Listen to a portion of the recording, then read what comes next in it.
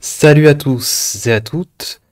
Aujourd'hui, une vidéo spéciale puisqu'on va parler d'une confusion réelle qui a eu lieu d'ailleurs il n'y a pas si longtemps puisque c'était hier. En fait, je suis sur un groupe de mycologie sur Facebook, ce qui permet de voir plein de photos de champignons, d'avoir des avis de mycologues et tout, c'est vraiment génial. Et il y a eu quasiment en direct une confusion. Maintenant, il y a une intoxication en plus, donc c'est assez sérieux. Donc j'en ai profité pour faire cette vidéo. En plus, ça c'est directement en rapport avec la dernière vidéo sur la manite Tumouche et la confusion avec la manite des Césars.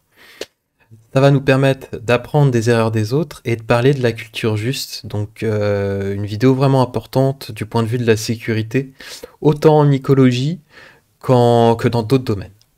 Donc bah voilà, ça c'était le post Facebook, j'ai anonymisé tout le monde.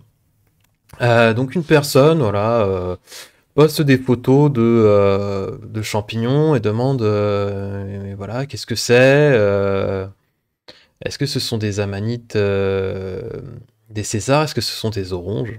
Et bien sûr, il y a les experts en mycologie qui arrivent et puis qui disent bah non, c'est une amanite tumouche, regardez. La personne répond ah mince, parce qu'en fait, on les a mangés et plusieurs d'entre nous sont tombés malades. Donc en fait, la personne a commis plusieurs erreurs puisque déjà elle a mangé avant de savoir si c'était bon ou pas. Et après, il suffit qu'ils sont tombés malades, bah ils ont quand même posé la question. C'est malheureusement quelque chose qui arrive assez souvent et c'est souvent trop tard quand on se rend compte de l'erreur. C'est quand même dommage, il aurait pu patienter et demander avant, les gens répondent assez rapidement en plus. Ok, donc voilà, justement, je vous parlais de cette confusion dans la dernière vidéo sur les amanites Tumouche. Vous voyez que voilà, c'est totalement réel, c'est déjà arrivé plusieurs fois et ça vient d'arriver. Alors rassurez-vous, les personnes sont encore vivantes, elles ont juste passé un mauvais moment, mais elles ont eu beaucoup de chance. Ok, donc déjà regardez les photos. Qu'est-ce qui a fait que il y a eu une erreur? Et bah la première chose, parce qu'en fait c'est la grand-mère qui leur a dit que c'était bon et qui était sûre. Euh, Parce que c'était orange, alors qu'ils ont l'habitude de voir des amanitumouches rouges, rouge vif. Bah, je vous avais mis en garde là-dessus. Il y a des variantes et ça peut tirer largement sur l'orange, voire jaune. C'est pour ça que la couleur, c'est pas un très bon critère. Alors, on avait quand même des verrues blanches, mais vous voyez que la plupart ont disparu à cause de la pluie. Là encore, faut se méfier, c'est pas le bon critère. Ensuite, autre chose. Vous voyez là cette photo? Alors celle-ci parfaite, elle a été prise sous lumière naturelle, donc on voit très bien le contraste des couleurs. Là, ça a été pris sous lumière artificielle, qui a une composante largement orange, et de l'orange sur du blanc, ça fait du jaune orangé. Dégueulasse. Et donc la grand-mère, si ça se trouve, elle était même pas sur place, ils les ont ramenés, et elle leur a dit, bah ouais, regardez, le pied il est jaune, les lames elles sont jaunes, c'est bon, c'est l'orange, vous pouvez la manger. Eh ben non, on identifie toujours sous lumière naturelle et c'est pas le seul critère. Je vous ai dit, la couleur c'est pas le seul critère. Il fallait regarder le pied, qui d'ailleurs est pas hyper bulbeux, hein, c'est pas hyper flagrant, mais vous voyez qu'il n'y a pas de volve en sac, donc ça peut pas être l'orange. On voit les bourrelets et les peluches dont je vous avais parlé à la base du pied, ce qui montre bien que c'est une amanite tumouche. Ça, plus en fait les lames sont blanches, le pied est blanc, il y a des verrues blanches alors qu'il n'y en a pas sur la manite des Césars, ça aurait dû orienter. Bref, une histoire qui se termine bien, mais ça aurait pu être très grave. Imaginez s'il y avait eu des enfants. Ce qui les a sauvés, c'est qu'ils en ont pas mangé beaucoup et ils les ont bien cuites. Et certains individus ont pas beaucoup de toxines. Ça serait arrivé sur une confusion d'amanite rougissante avec la panthère, ça aurait été une autre histoire. Et ils seraient tous morts si ça avait été la manite phalloïde.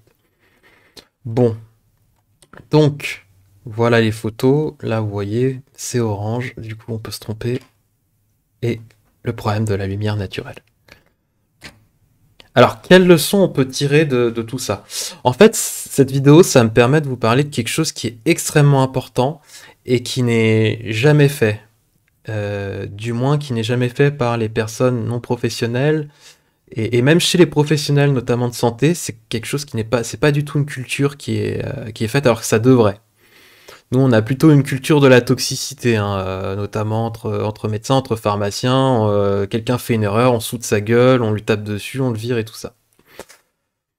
La culture juste, c'est la culture qui consiste à dire que l'erreur est humaine, elle est issue de l'aéronautique, elle est applicable partout. Et en fait, quand quelqu'un fait une erreur, on va pas le juger, on va pas le sanctionner, à la condition qu'il ne cache pas son erreur et qu'il la partage avec tout le monde pour qu'on puisse en apprendre sans jugement. Et ensuite, on en tirera toutes les leçons nécessaires et on en fera des procédures, des guidelines et tout ce qu'il faut. Donc on ne reproche pas à une personne d'avoir fait une erreur qui n'a jamais été commise, ou du moins de commettre une erreur. On va lui reprocher, ça va devenir une faute que si c'est commis plusieurs fois de façon préméditée, de façon délibérée. D'accord? C'est ça la culture juste. Et c'est bien mieux que de se foutre de la gueule de la personne et de pointer ses erreurs et d'émettre des jugements de valeur. Parce que ça a un effet pervers. Ça a un effet pervers dans le sens où la personne va cacher son erreur et du coup on va jamais apprendre et il y aura des morts. Pourquoi cette culture juste? Parce qu'on ne vit pas assez longtemps pour commettre toutes les erreurs possibles. Donc il faut absolument apprendre des erreurs des autres. C'est pour ça, vous voyez, que c'est typiquement une culture qui est adoptée dans le domaine de l'aviation, parce que typiquement, un pilote, il n'a pas le temps de commettre toutes les erreurs possibles lui-même, sinon, de toute façon, à la première erreur, il va mourir et il va emporter tous les passagers avec lui. Donc il est impératif qu'il apprenne des erreurs des autres, et que s'il en fait, il les partage. Autre proverbe, les consignes de sécurité sont écrites dans le sang. Donc faut les respecter, elles sont pas là pour rien, il y a des gens qui sont morts pour apprendre. Vous doutez bien que pour les champignons c'est pareil. Il y a des gens qui sont morts d'intoxication, et donc c'est pour ça qu'on a mis un certain nombre de directives qui, sur le papier, n'ont pas beaucoup d'impact. Mais quand on commence à parler des accidents qu'il y a eu derrière, là ça commence à avoir de l'impact. Mais le propre de l'humain, c'est de prendre des risques inconsidérés et de même pas s'en rendre compte. C'est ce qui provoque les accidents. Bref, par respect pour les victimes, on respecte les règles de sécurité. Alors, donc, par respect pour eux, vous voyez qu'on on se moque pas du tout de cette confusion, on essaie de l'expliquer sans jugement. Vous voyez que ça arrive à tout le monde. C'est des gens qui avaient l'habitude de cueillir des champignons. La grand-mère était sûre, elle cueillait des champignons depuis longtemps, et pourtant ils sont tombés dans le piège. Donc c'est pas pour rien. C'est bien qu'il y a quelque chose. Il y a toujours une explication à une erreur. Et l'explication ne vient pas seulement du fait qu'une personne est bête ou je ne sais quoi. Ça, c'est un biais, c'est terrible. Il faut pas penser ça. La personne peut avoir été distraite, elle peut avoir manqué d'attention, mais à ce moment-là, c'est une explication. C'est pas une excuse, c'est une explication. Et les pièges dans la nature expliquent aussi cette confusion. Donc, je suis désolé, ça va être un peu de l'ardite, donc on va aller vite, puisque j'en ai déjà parlé dans la vidéo précédente. Comment reconnaître, comment les départager? Bien sûr, la Manitou-mouche est rouge vif, mais elle peut aussi être orange. Attention, la couleur n'est pas un critère. Il y a les verrues blanches sur la Manitou-mouche, alors que sur l'orange, sur la Manite des Césars à droite, il n'y a pas de verrues blanches. Il peut y avoir des restes de voile générale par-ci par-là, mais en général, c'est lisse. La marge est striée pour la Manite des Césars, mais elle peut être cannelée pour la Manitou-mouche, donc c'est encore pas un critère. Vous voyez que là, pour l'instant, on a des critères, mais qui ne sont pas absolus. On va arriver à des critères un peu plus absolus. Les lames de la Manitou-mouche ainsi que le pied sont blancs. Mais des fois, il peut y avoir un peu de jaune. Donc faut se méfier, surtout si on n'utilise pas une lumière naturelle. Chez la Manite des Césars, tout est jaune, sauf la volve.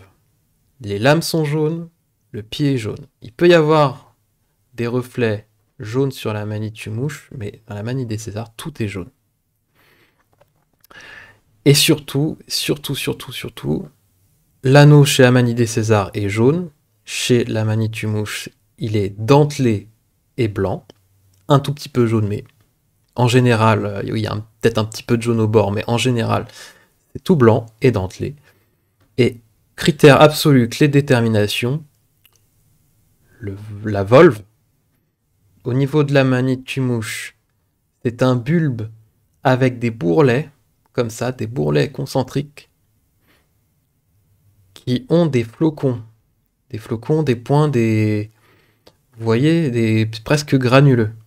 Alors que, au niveau du pied d'Amanite des Césars, vous avez une volve en sac, comme une coquille d'œuf. C'est la grande différence. Voilà. Alors, du coup, 3 choses quand on... Ça, c'est encore, je suis désolé, je donne des leçons. Je sais que la plupart des gens qui écoutent ici sont... Enfin, il y a pas mal de personnes vraiment averties, expertes et tout, mais je trouve que c'est justement...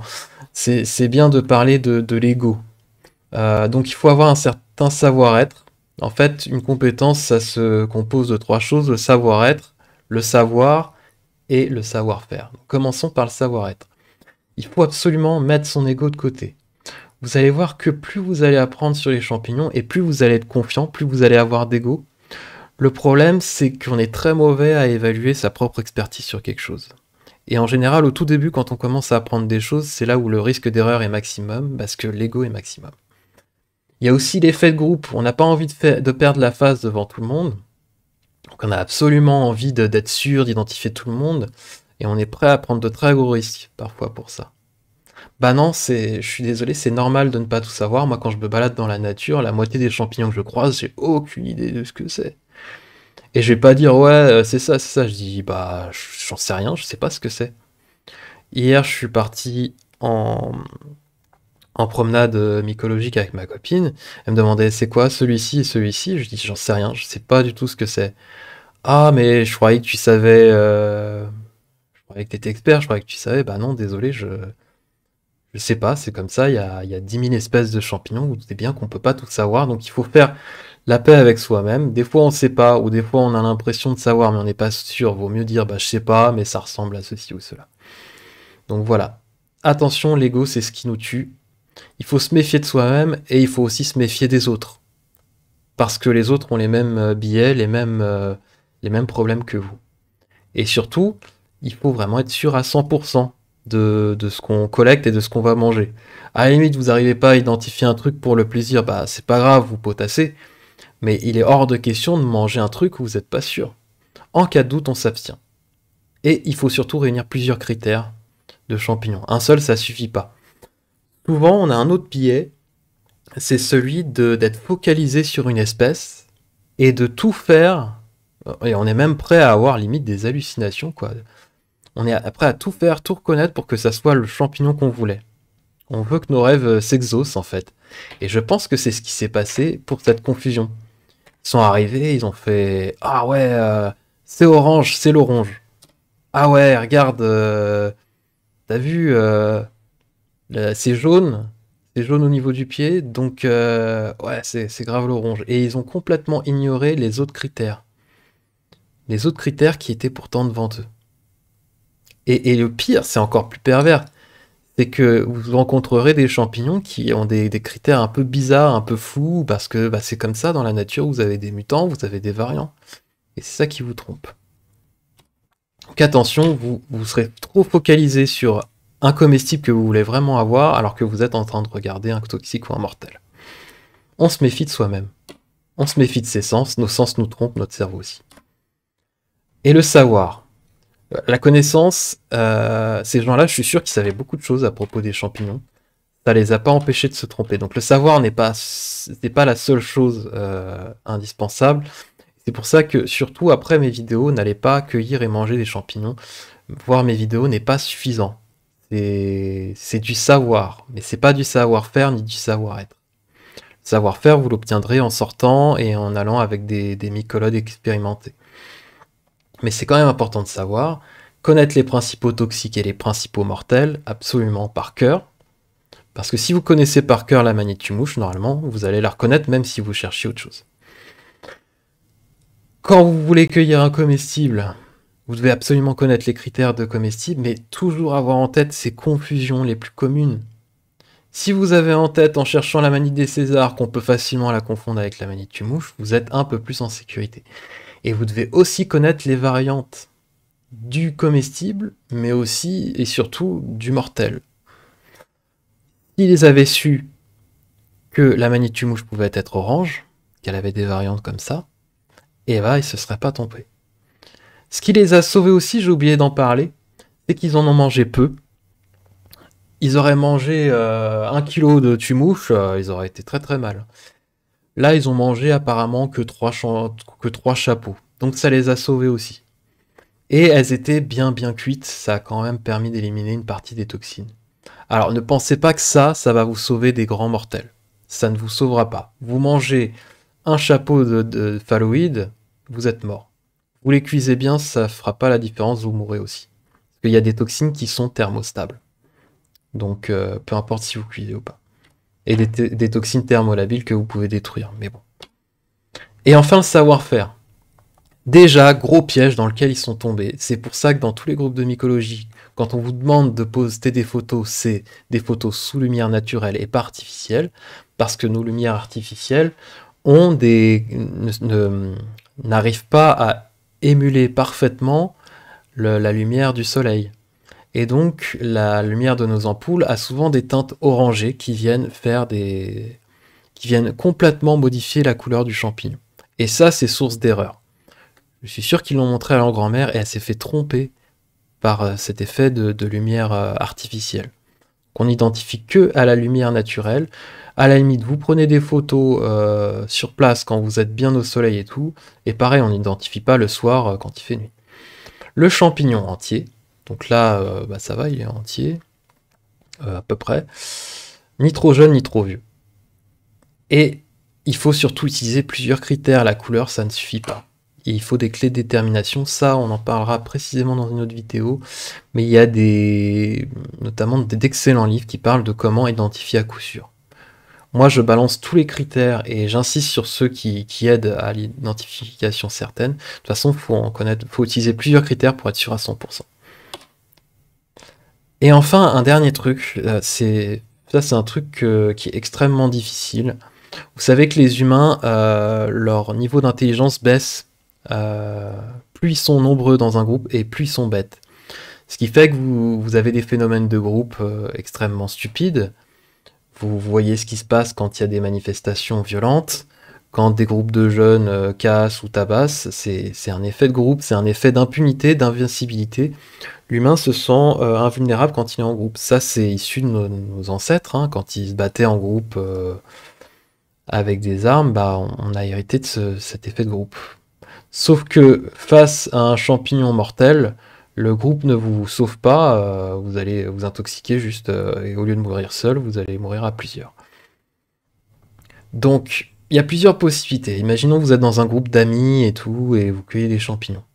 Soit vous savez vous-même, vous êtes vous-même expert, et à ce moment-là, vous essayez de faire abstraction du jugement des autres et vous identifiez vous-même tout, et il faut être à plusieurs, et c'est comme de la relecture, c'est-à-dire que vous passez derrière une identification, on est plus sûr si les deux identifient, l'un après l'autre. Plusieurs avis, c'est toujours mieux.